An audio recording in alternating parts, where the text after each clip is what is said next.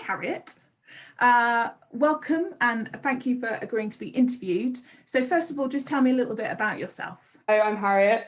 I am 14 years old. I go to Highdown School. I'm a singer, so I sing with the Berkshire Youth Choir and the National Youth Girls Choir. And how old were you when you started kind of having singing lessons? So I joined Berkshire Children's Choir. I think that was beginning of year 6. Singing lessons I've done for about 2 years. The reason we're interviewing you is you are a member of a founding member, I'm going to say, of the Berkshire Maestros Youth Advisory Board. So what made you want to get involved with that group? So I've been really interested in leadership roles sort of in and out of school. So when this opportunity came up, I was like, I really want to get involved with that. I love Berkshire Maestros. It's really supported me through my music, I guess. So it's really interesting to learn about how it all works and how ideas can form projects and how everything can come together. I think that's really interesting. I also, when I applied, I was thinking about working with children and introducing them to a love of music, which is something that I don't feel like there's enough of in schools, especially because of coronavirus. It's so difficult. So I think having more people share their stories of how they found their love of music is just really helpful. And I think that is really important to kind of highlight, you know, what your journey was and how other people might get into music. And I think that's always a really challenging thing. And I think especially with, this makes me sound really old, but especially with kids nowadays, there are so many things you can do. And there are so many kind of opportunities vying for your attention in terms of, oh, I might do a bit of sport, or I might do, I don't know, taekwondo.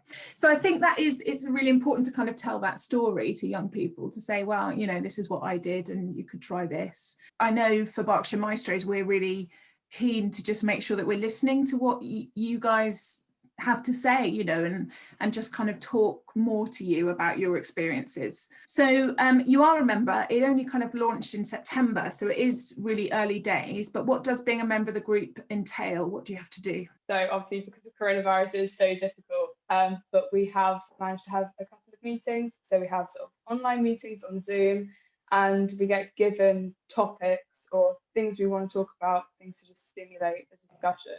And we just talk about that and then feedback our responses to staff and see where everything goes. Yeah. Great. It's really interesting. It's really nice talking to people from all areas of Berkshire Maestros as well. So obviously I've only really been involved with sort of the music, well, singing side of the music, but speaking to people from different ensembles and orchestras as well. As I said, it is early days, but what things so far have you been kind of discussing or working on, if you can share, unless they're secret? So we've been talking about, one of the topics we don't talk about is social media. So how we can furtherly use it to sort of promote Berkshire Maestros and give more information and make it really interesting and accessible for young people as well. So that's something we've been talking about. And also we've been talking about diversity, so how we could do more repertoire from female composers or composers of colour. You know, that's kind of something that's really important for us as an organisation at the moment, is the kind of diversity agenda, the inclusion agenda. So that's really exciting. And then I think with the social media stuff as well, I think we kind of have our views of how we can use social media, but fundamentally we're about 20 years, if not more, behind what young people are using. And I am, you know, I do use Instagram, which I'm quite proud of, but then like Snapchat and TikTok, that's just another level that I don't understand. So we've been talking about TikTok. We talked about maybe having something student-led. So it's really involving for all students, and they can all come with their ideas and be like, wow, we really want to make a TikTok for this, and I think it could be helpful in this way. Yeah, I think that could be great. That would be amazing, because we literally have no clue. So, you know, we need you guys to lead us. This is, I don't know, a tricky question. It's a one you might have had to think about. If you could choose one thing that you could do to leave a positive legacy from being a member of the Youth Advisory Board, what would it be? I think I would like to help build an environment where students always feel like they have someone they can go to and have someone they could talk to with any ideas or feedback, anything positive or negative that they want to talk about. So they really feel like their voice is being heard within the organisation. We can't make all those changes as the Youth Advisory Board, but we can communicate between all the students, take them through the board and then to the staff, which I think is really important. It's so important. And I think that is the thing, isn't it? It's getting that channel by which we are listening to what our young people have to say, and that makes a really positive difference in terms of future kind of generations, and in terms of the direction of the organisation. And that, I love that. I love that statement that you just made. I think it's fantastic. That's exactly what we want. You know, you've talked about your kind of journey through Berkshire Maestros and the kind of choirs that you've been with. So what does Berkshire Maestros mean to you? It means everything, to be honest.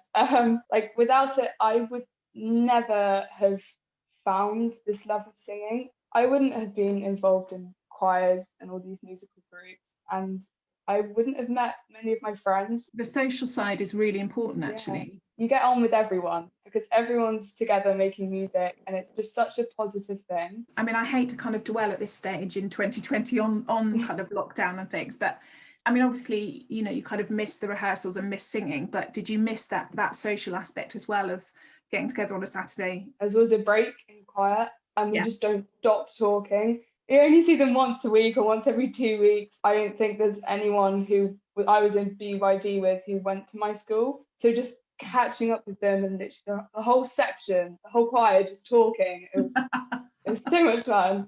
We've kind of talked about that importance of that line of communication between students and between us at Berkshire Maestros. So why do you think it's important that we do listen to our students?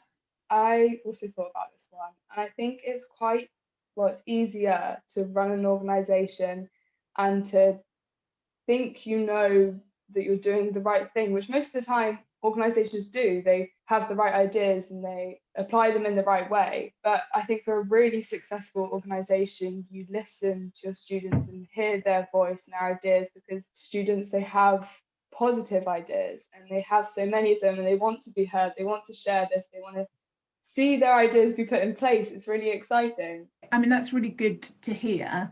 And I think that the kind of the perhaps the pressure for me now is that we as an organisation have got to be able to action those things as well, because it's all very well kind of going, oh yeah, we're listening, but so I'm really passionate to make sure that we are actually acting on that feedback that we're getting. And I think the other aspect of it is that the Youth Advisory Board, you appointed a chair who attends our board meetings as well. Yeah. I've only been at Maestros just over a year now. When I joined Maestros, I remember my first board meeting being quite scary. So the fact that we've been able to bring a student onto that is really, really good, because it offers up another perspective onto those things that we're talking about at the very highest level of the organisation. Okay, random question. What do you want for Christmas? I want to be able to sing with my choir.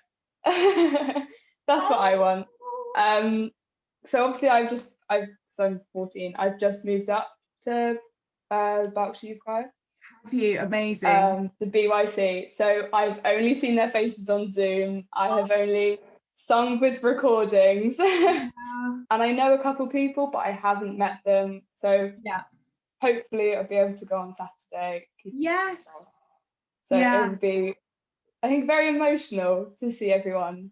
It's just be able to sing, even if we're outside and it's raining, I don't care. And I think that's it. I think you know, for me it's been really positive, the lengths that people have gone to make face-to-face music making happen this year. It's been kind of extraordinary. You know, with our county orchestra, we did a car park rehearsal, but luckily that was in the summer, so hopefully for your rehearsal on Saturday the weather stays okay, and yeah, you have a great rehearsal. Final question of our interview, why should people donate to our cause today to put live music into schools? Obviously there's a huge lack of music and face-to-face music because of lockdown. Music is so accessible, so you switch on the radio, you hear music, you know, you press like 2 buttons on your phone, you get music, and it can carry on forever, but nothing compares to live music and having music in person. It's one of the most important things, and it means everything to so many people. And I think there will be children, because in particular of kind of coronavirus and things, that won't have actually had that opportunity to see actual music happening live. And there's been a whole, you know, so many artists and musicians this year that have literally had their kind of work just stripped away from them. So it just highlights that importance more than ever, you know, supporting that and making sure that we're introducing children to what we know, and I'm saying we because I've heard about your love for singing, what we know is amazing and incredible and we love it, and you know, we want everyone to enjoy it as much as we do. So yeah, I found that love for singing, and I'd hate for no one else to have that opportunity to find love for music. Great. Well, that is all my questions, Harriet. Thank you for listening to me talk. That's okay. Thank you so much, Harriet. It's been really lovely to chat to you.